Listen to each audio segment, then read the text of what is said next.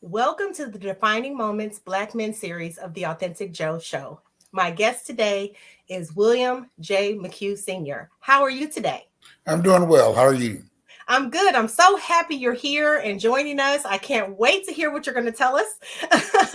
So, can you tell us a little about yourself, your occupation, and your background? Yes, I am a retired municipal judge for the city of St. Louis. I've been in the practice of law for 42 years. I graduated from Drake University's law school. I passed the Missouri bar in 1975 and have been practicing ever since. I graduated from Harris Teachers College in 1968. Uh, in my lifetime, I've worn many hats. As a child, I was an entrepreneur. I had my own grass cutting service that I ran for several years and did pretty good. I also worked for FW Woolworths. It's a company that used to have a string of dime stores throughout the nation. I worked for them for probably maybe 3 years from my sophomore year in high school through, I guess, my freshman year in college. Um, while in college, I worked at the United States Post Office. I also started a business in making Greek paraphernalia for the various Greek letter organizations. And when I graduated from college, I taught school for just about 4 years, and then I left teaching and went to law school. And then after that, I've been practicing law. I've been involved in the legal profession since that time. Oh, that is wonderful. That's a lot of things I didn't know about you. Okay. Well, you know what? That's what the defining moments is about, asking questions and finding good information. So, how would you describe yourself? Mm.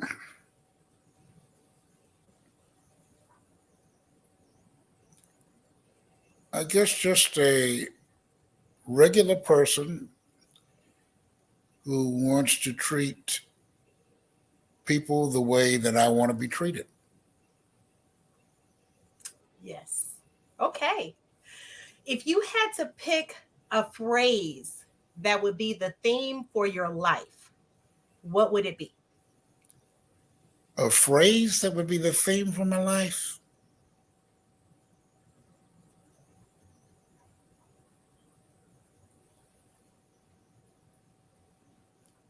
Do unto others as the way you want them to do unto you. Yes. Thank you. And I know that to be true. Okay. Well, people will say, well, what is a defining moment? A defining moment is a point in life when a pivotal decision must be made or when an experience fundamentally changes a person. What defining moment would you be willing to share with us today? I think probably the most defining moment in my life is something that occurred when I was in grade school, but I did not really realize how it impacted my life until several years later. Okay. So can you tell us what it was, what led up to it, or what happened as a result? All of that. Well, um, when I was in grade school, after school, I would go to this drugstore that was on the corner of Holman Tracks and Sarah, and I'd buy some candy and play the pinball machine.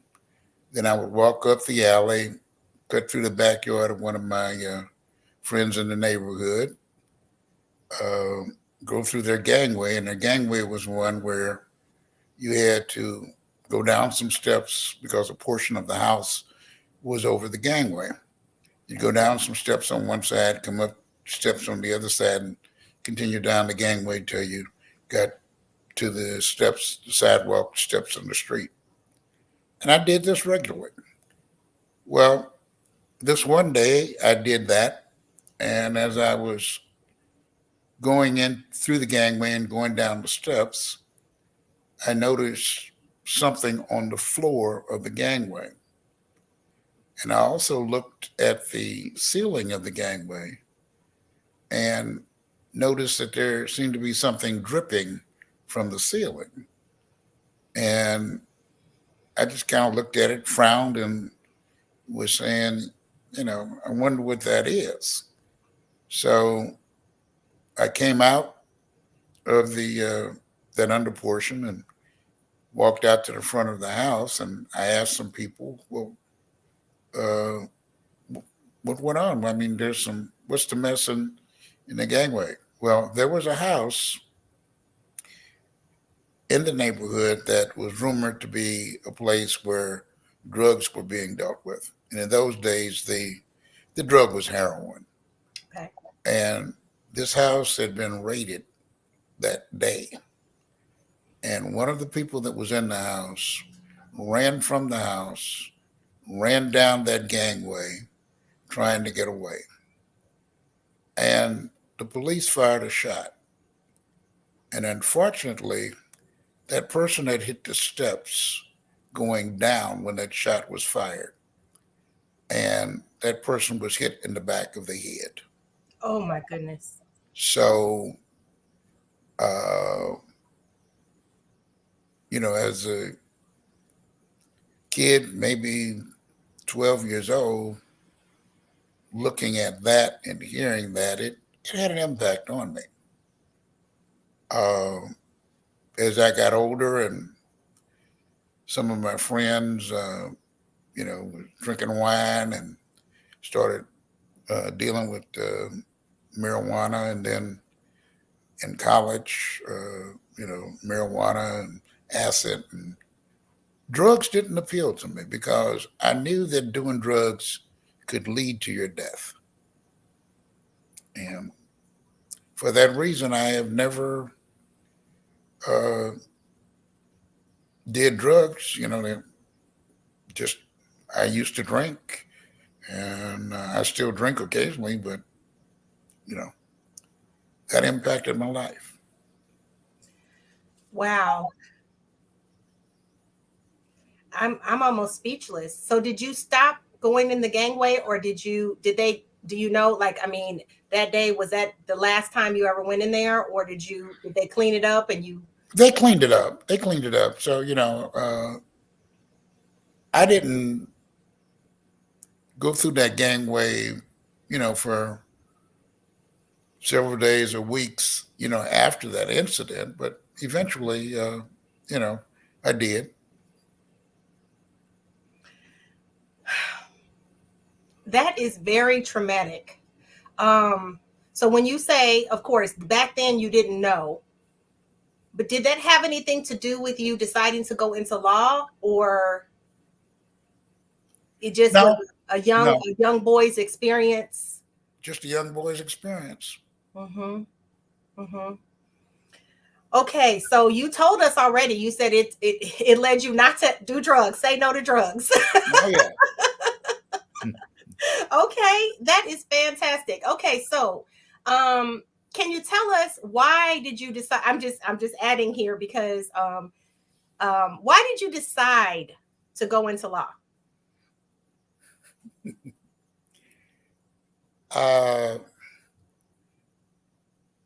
It was something that kind of crossed my mind. Um, I remember the day of my senior luncheon at Harris. I had to stop by one of my fraternity brothers who happened to be an attorney. And he asked me what I was going to do. I said, well, I'm going to teach school. And, I got a contract. I'll teach school. I'll be able to buy me a decent car. And he said, well, have you thought about anything else? And I'd thought about, the legal profession or law for a while, but You know, I don't know. I mean, that's not right now. And he told me, he says, you go ahead and apply for law school, and if you, when you graduate from law school, you can come work for me. And the contract that I had signed with the Board of Education basically gave me a salary of $5,300 a year. Oh my goodness. And what year are we talking about? 70? 68. 68. Okay.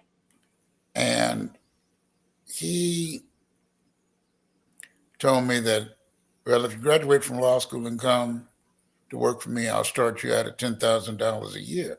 Oh my goodness. That was Well, almost double. you know, law school is a 3-year commitment on a full-time basis and a 5 to 6 year commitment if you're going on a part-time basis. Okay.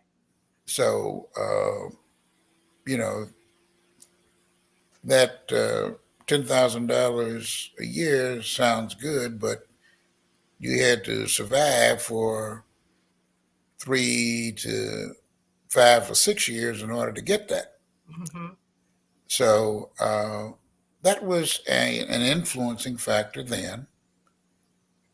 And that was in, I guess, late May or early June of 68.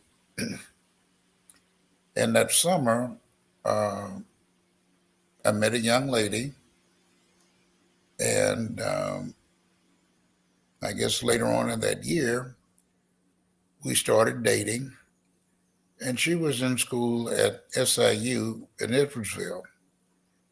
And she wanted, when she graduated from SIU, she said she wanted to get a degree, a PhD in speech pathology. And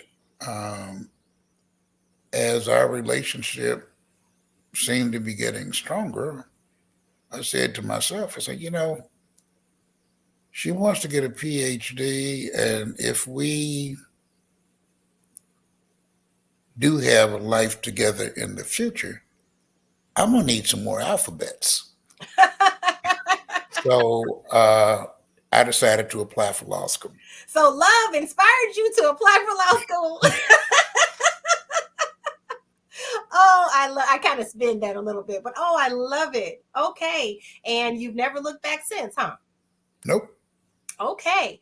Well, before I ask you the next question, in full disclosure, I want to say that I'm most excited about this interview because what people don't know is that although my mother was not that young lady, you ended up meeting my mother and marrying her and raising me.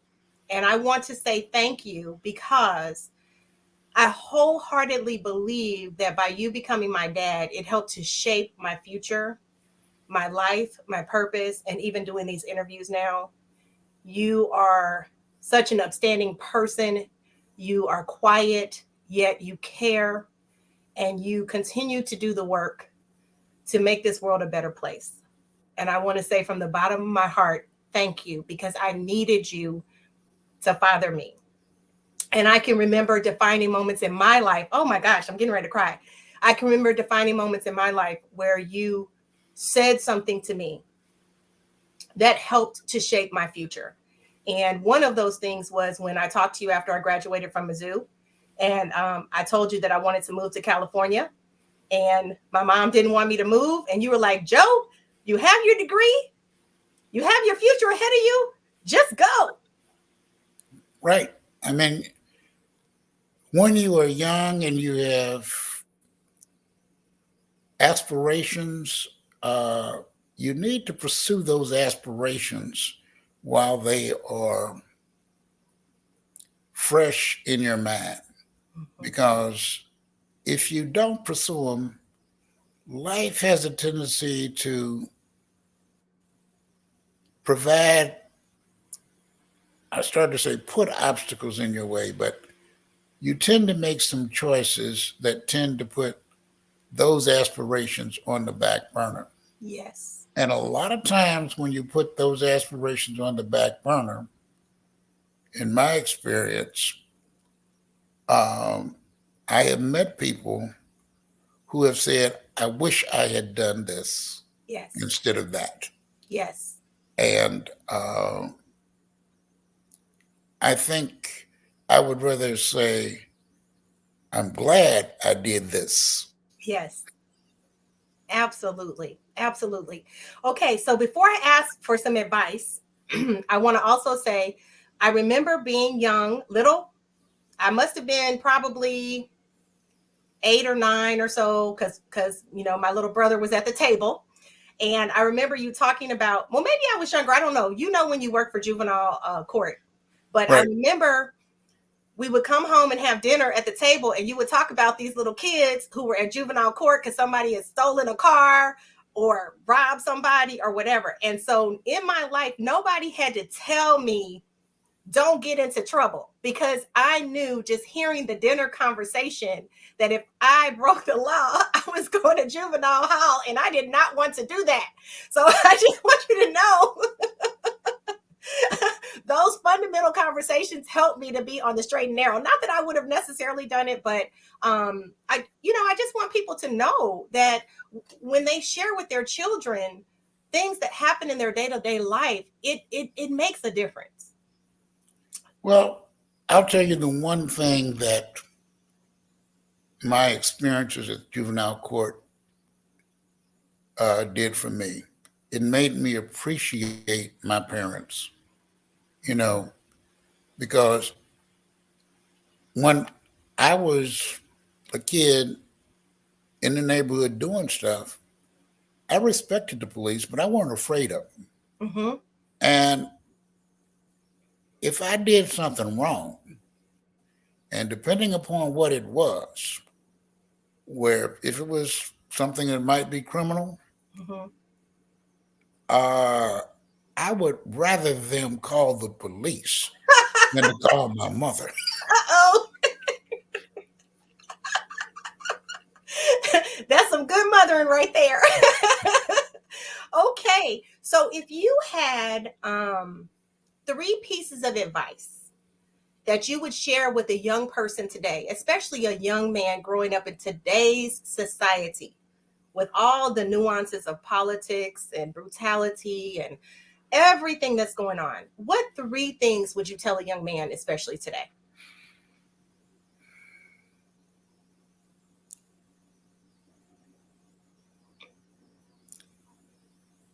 First of all, to watch who you associate with. Okay. And